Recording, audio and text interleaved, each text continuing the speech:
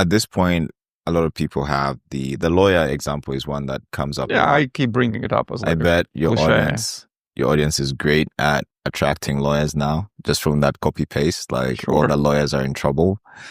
But you do also mention that talking about the job or bring up job is not the most interesting thing you could bring up. Yeah. Does stacking on job potentially set one up for failure? Yes. So the problem isn't with talking about their job. The problem is stacking about job as the first topic, because when guys are hitting on girls, I mean, dear listeners, and you know, other day gamers, you know, like you got to think, what are the mistakes you see other day? Like you go out with other day gamers, what are the mistakes you see them do? Like they ask really boring questions. What's your name? What do you do? Oh, how long you been doing that? Oh, you like that? Yeah. And she's had that conversation a gazillion times and it's really boring. And as soon as she hears that, oh, what do you do? What's your name? She's writing you off, because in the beginning of a conversation, if your stop and opener is good, that increases the attraction to, let's say, 3 out of 10.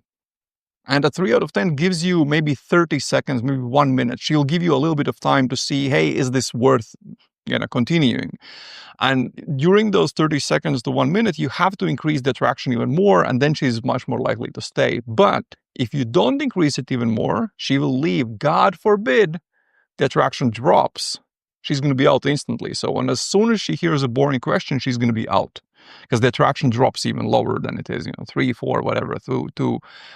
So you're just, by asking these boring questions, you destroy the chance. And then, okay, stacking is a better way to find topics to talk about. But if you do work as the first topic, like it's so close to asking a boring question about what do you do that I'm not a big fan of it. That being said, if you start the conversation with, you do your typical opener with a compliment, and then you say, hey, I really like that you look so artistic, like someone who paints really crazy art and sells it on Etsy or plays the guitar in a rock band.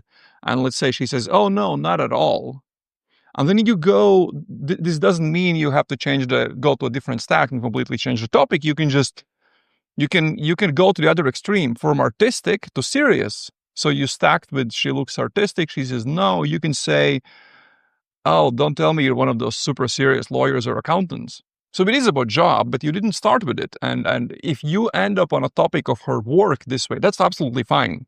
The important part is just don't start the conversation with, you do your compliment and you say, yeah, I noticed you look very serious, like a lawyer, accountant. Like, don't do that. Like if you go with the artistic is fine, and then ending on job as a topic is absolutely fine. That's okay. So there's a difference between work as the first topic you talk about and then work as the first stack you use. At least that's in my experience and seeing what works for my students. This was a short clip where I teach about advanced day game storytelling. If you feel like you're doing good when chatting with girls who are interested from the beginning of the conversation, but you can't understand what to do to make the other girls interested, then check out the full podcast episode by clicking the link in the description.